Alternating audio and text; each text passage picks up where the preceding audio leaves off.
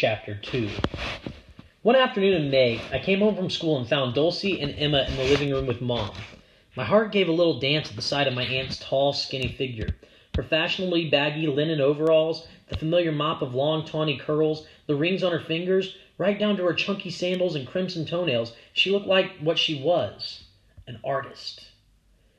"Allie!" Dulcie jumped to her feet and crossed the room to hug me.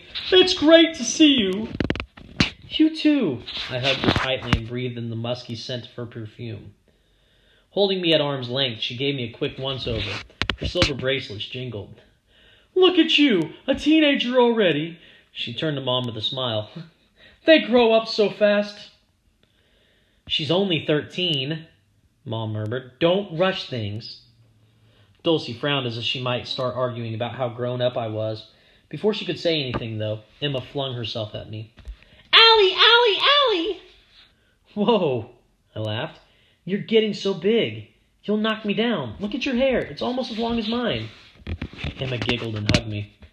"That's because I'm almost 5. Soon I'll be as big as you." Keeping an arm around my cousin's shoulders, I turned back to Dulcie. "Are you in town for a show? Or..." "I had to see the owner of a gallery in D.C. She wants to exhibit my work in a group show next fall, and I need peace and quiet to paint. So..."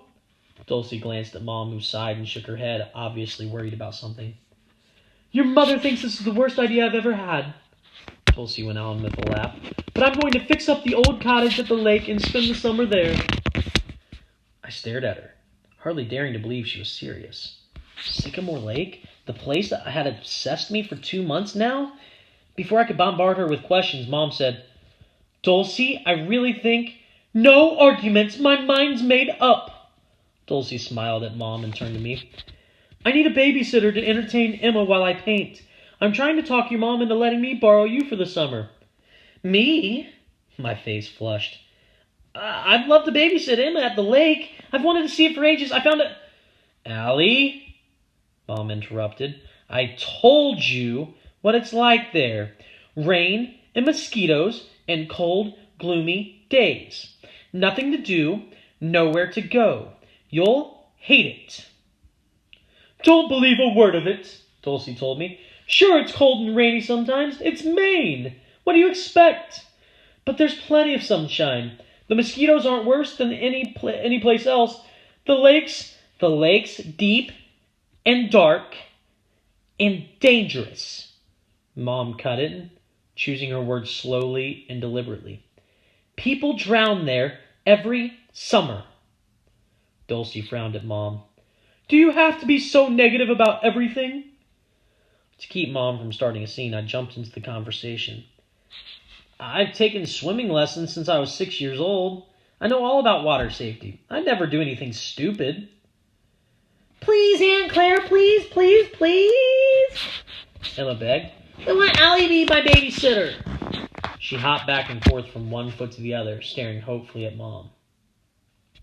"Say yes," I begged silently. "Say yes." My best friend Stacy was going away, and a boring summer stretched ahead. I loved Emma, and I loved my aunt. A few months at the lake would be perfect. Ignoring my pleading look, Mom shook her head. "I can't possibly make a decision until Pete comes home from work. Allie's his daughter, too. We have to agree on what's best for her." Dulcie dropped onto the sofa beside Mom. "Sorry, I'm used to making my own decisions about Emma." Tossing her hair to the side, she grinned at me. "It's one of the many advantages of being divorced." "I didn't mean," Mom said. "How about some coffee?" Dulcie asked, quickly diverting Mom. "And some fruit juice for Emma." "Of course." Mom got up and headed for the kitchen with Dulcie behind her. I trailed after them, but at the doorway my aunt turned and smiled at me. "Why don't you read to Emma, sweetie? She put some of her favorite books in my bag." Secrets, I thought. Things they don't want me to know about. I was tempted to follow them into the kitchen anyway. But it occurred to me that Dulcie might have better luck talking to Mom without my being there listening to every word. Emma rummaged through her mother's big straw bag and pulled out The Lonely Dog, a book I'd enjoyed when I was little. "I like when Edith meets the bears, and she isn't lonely anymore." Emma climbed into my lap and rested her head against my shoulder. I like that part, too. Emma opened the book to a photo of Edith looking sad and lonely. "Someday I'll have a friend," she said, "and then I won't be lonely anymore." "Silly," I said. "You must have friends. Everyone has friends." She shook her head. "Not New York. Everybody I know there has grown up, and grown-ups can't be your friends." "Can I be your friend, or am I too old?" Emma gave me a solemn, considering look.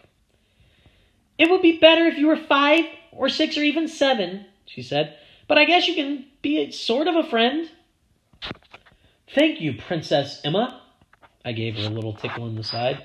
"I'm greatly honored by your Majesty's decision." She giggled. "Will you read now?" When we were about halfway through the story, we were distracted by rising voices in the kitchen. "We're adults now," Mom was saying. "I don't have to do everything you say. Allie's my daughter. I'll raise her the way I see fit." "It must be nice to own a child," Dulcie replied. "Own a child? What's that supposed to mean?" "You're so overprotective." "You might as well keep her on a leash. Sit, Allie. Heel, Allie. Roll over, Allie."